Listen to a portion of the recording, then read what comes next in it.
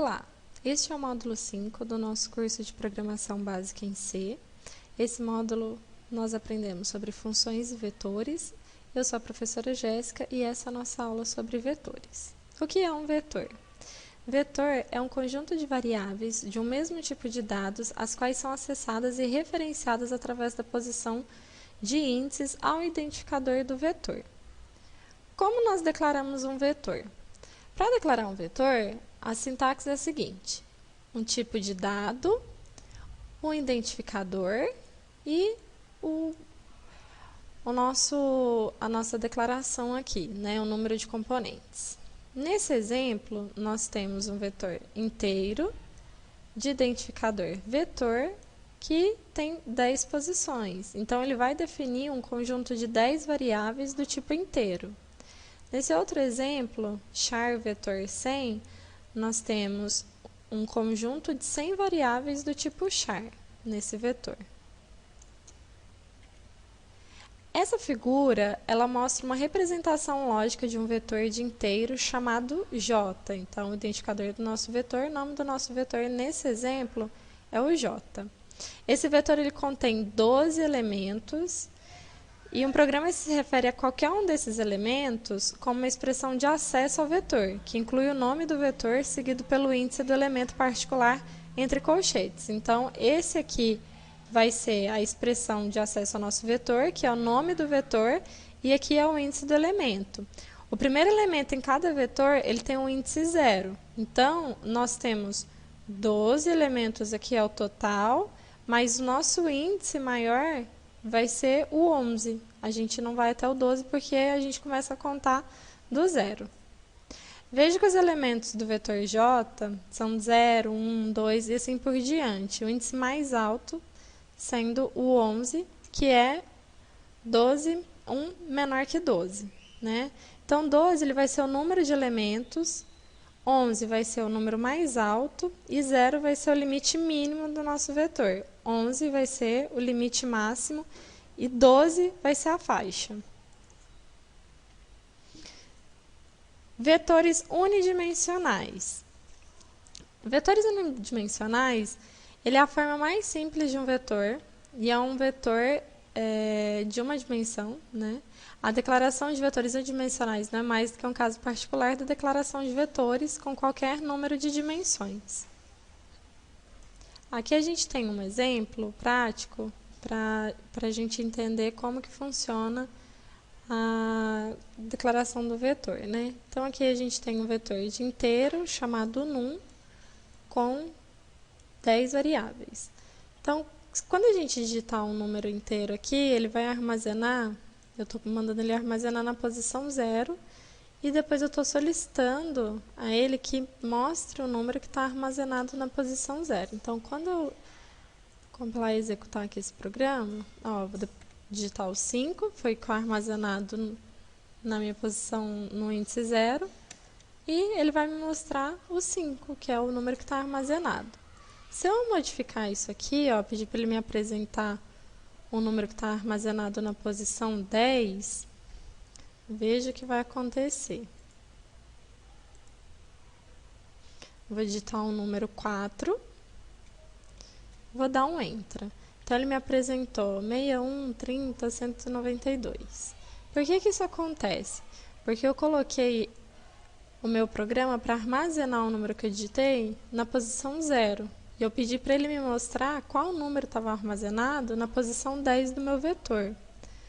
Então, toda vez que a gente for fazer, já existe um lixo de memória ali dentro. Então, o computador ele não está ficando louco nem errado. Se a gente colocar aqui para armazenar na posição 10, ele vai me mostrar o número que está armazenado na posição 10. Se eu mandar ele armazenar na posição 0 e pedir para ele mostrar o que está na 0, ele vai estar me mostrando assim sucessivamente. Aqui temos um exemplo um pouquinho diferente, que é para declarar um vetor de inteiro, também de 10 posições, mas nesse caso aqui ele vai fazer a soma de 2 números. Vai armazenar vários números, ele vai pedindo, e daí ele vai mostrar os números que você digitou. as posições. E para parar esse programa é só digitar menos 99, que vai ser para terminar. Então, nesse aqui eu utilizei outros comandos, né? Eu utilizei o do, utilizei o while, utilizei o for, para estar conseguindo fazer esse aqui. Seria interessante que vocês testassem em casa, é um exemplo que também tem na nossa apostila, e ele é bem interessante para a gente fazer, para ir conhecendo um pouquinho mais sobre vetores, né? E para que serve o vetor, assim, de uma maneira geral, né? Falando do vetor unidimensional. Imagina que você tem que armazenar notas de 50 pessoas. Então, ao invés de você declarar 50 variáveis diferentes, você faz um vetor de 50 posições e de uma faixa de número 50, o que você precisar, e ele vai armazenando. Melhor do que você ficar declarando todas essas variáveis, e quando você precisar chamar alguma posição, você pode dar esse comando para o seu computador, ou se você precisar somar, fazer alguma outra coisa, você vai dar um comando para ele estar fazendo isso. Então, para você saber a média de uma escola, então vou precisar somar todas as notas de todos os alunos, então eu faço um vetor com a quantidade suficiente, faço uma sequência de instruções para o meu programa fazer, que ele some e me passe a média da escola baseado nas notas dos alunos da qual eu lancei. Então, eu não preciso declarar cada nota, eu simplesmente vou armazenar cada uma num espaço de memória que vai estar sendo reservada pelo meu vetor. Então, o vetor, assim como as funções são mais úteis para programas maiores, né, o vetor ele acaba sendo mais útil quando a gente precisa de espaços de memória um pouquinho maior e individuaizinhos também. Porque no caso do vetor eu vou reservar vários espaços de memória. Note que aqui no nosso exemplo é como se fosse cada um é uma caixinha, um espacinho de memória, tá vendo?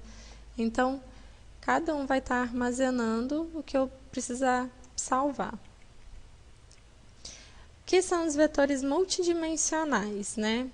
Em C, um vetor declarado com duas ou mais dimensões, na realidade não seria uma matriz, mas sim um vetor de vetores. A declaração de vetor com n dimensões, ela é realizada com a seguinte sintaxe. Eu declaro o tipo de vetor, o tipo, aqui o nome do meu vetor e a quantidade de dimensões que eu vou estar trabalhando. Né? Não difere muito da declaração dos outros, né? Para exemplo, para a gente conseguir entender como são esses vetores de vetores, a gente vai trabalhar com o exemplo do jogo da velha. Né? Nesse caso, necessito de um vetor de duas dimensões, e cada quadrícula deve conter um x ou um zero ou um espaço em branco, né? Que a gente pode ver aqui.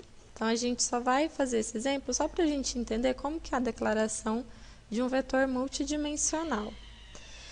Né? A declaração ela vai ser realizada do seguinte modo. Vou definir a dimensão 3, vou utilizar o tipo de dado char, né? O meu vetor vai ser o velha, as duas dimensões vão estar declaradas, e ele vai ter 3 linhas, cada uma com 3 posições.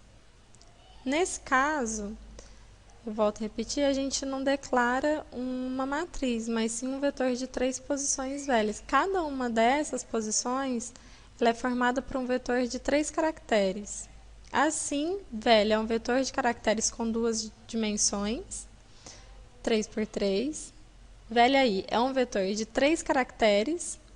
Velha ij é o caractere presente na linha i da coluna j do vetor velha.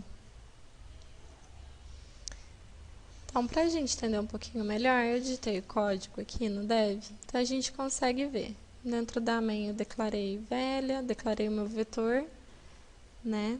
Coloquei o comando de instruções aqui que é para ele fazer, e eu vou trabalhar com 2 inteiros, que é i e j, que são as posições do meu vetor.